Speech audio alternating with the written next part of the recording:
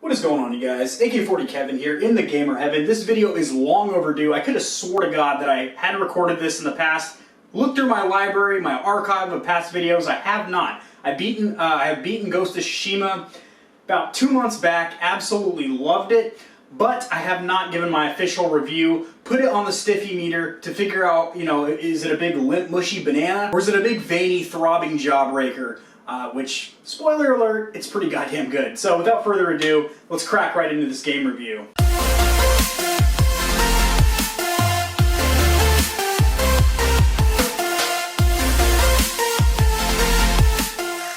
Alright, so I officially never did my Ghost of Tsushima review, which is ridiculous. I beat it about a month and a half, 2 months ago, and it is a fantastic game to the point to where I'm going to be replaying it because I just recently bought I had a 4K TV, now I have a 4K HDR flagship TV with independent LED backlighting and a bunch of other stuff, including 4K 120 support.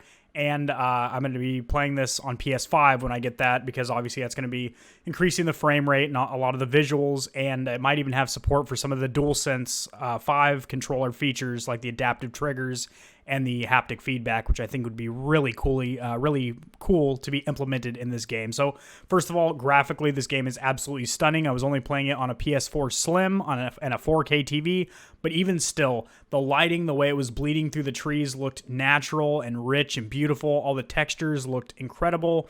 It's just a stunning game. Honestly, it's one of the prettiest games I've played, and that's probably because it's a, very end of the PS4's life cycle game. So obviously developers know how to utilize the best of its hardware by now, not to mention it is a first party game, not a third. So obviously they truly know how to utilize the power of the PS4 and especially the PS4 Pro.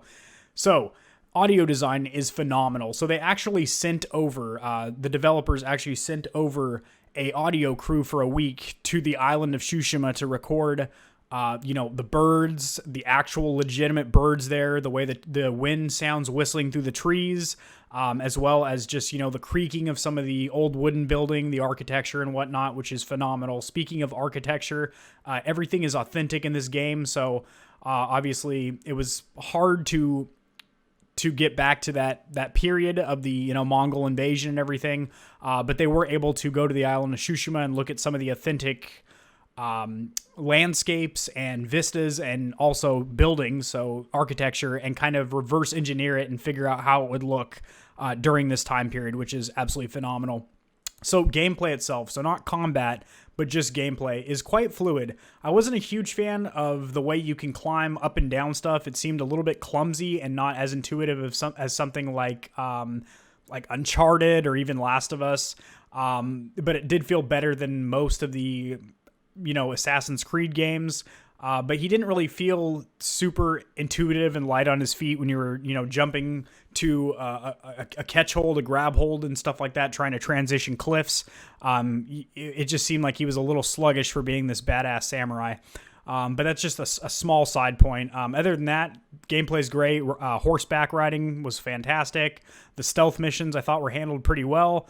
They are 4 stealth missions, so that is kind of a downside, that you don't have the full range of freedom to where if you wanted to attack head on, you can. There are certain missions that you do need to utilize stealth only, which kind of plays into the story because you're becoming less of a honorable samurai and more of the ghost, which is a stealthy guy. I think the weapons the weapons upgrades and the character tree, the way you can change up your armor, was really awesome. I ended up running with the armor his father had in the first cutscene with the deer horns. It looked freaking awesome.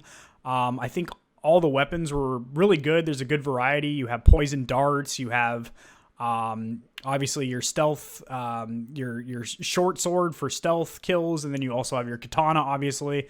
And I thought it was handled beautifully. I thought there was good versatility in the way you could attack battles, using the verticality of the map to strike from above or face fights head on, or take the low ground and crawl underneath buildings. I never felt like I was trapped or, couldn't get out of a fight if I needed to. I just had a blast through the playthrough, honestly. I think the gameplay is phenomenal. This game has been nominated for Game of the Year. I'm about to make a video actually tonight about the nominees for each category, and this is eligible or nominated for Game of the Year, which I think it has a strong chance of winning, and I kind of think it should, seeing the games that it was stacked up against.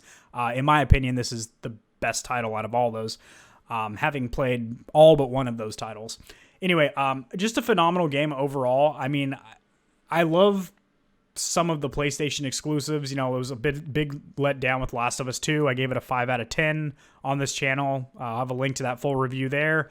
But, you know, most PlayStation exclusives like the Uncharted series and, you know, Spider-Man, God of War, even the racing games like Gran Turismo, like PlayStation has really solid exclusives. I think that's one of its major selling points, if not its largest selling point. And this game truly lives up to that. Now, finally, we're going to finish up with the story here. The story is fantastic. It is superb. So you're trying to live up to your uncle's, you know, expectations of an honorable samurai, yet in order to rescue him and then also free your people and the island of Tsushima from the grip of the Mongols, you have to become the ghost. And you know, I'm not going to spoil the ending. I don't know how I can really tiptoe around this without spoiling the ending, but the ending literally made me a little bit teary in the eyeball region. I don't know if my tear ducts had some dust in them or what, but it was super touching. I did play through both endings. I was able to like load my save game so I could see what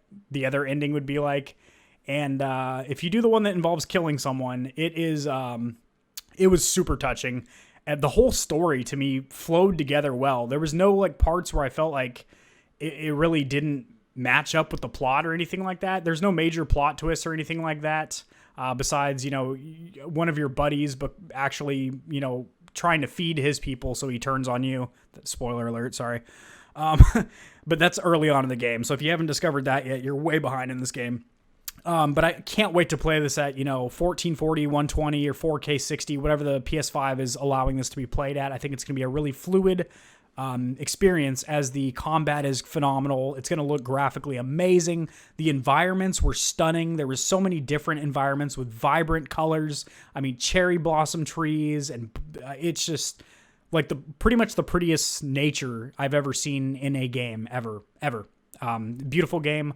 I can't say enough good things about it. I personally would give this game a 10 out of 10 bananas on the Stiffy meter. It is phenomenal, and I think Sucker Punch did a phenomenal job of sucker punching the nutsacks of all of its fans out there. It's a great game, guys. Great game.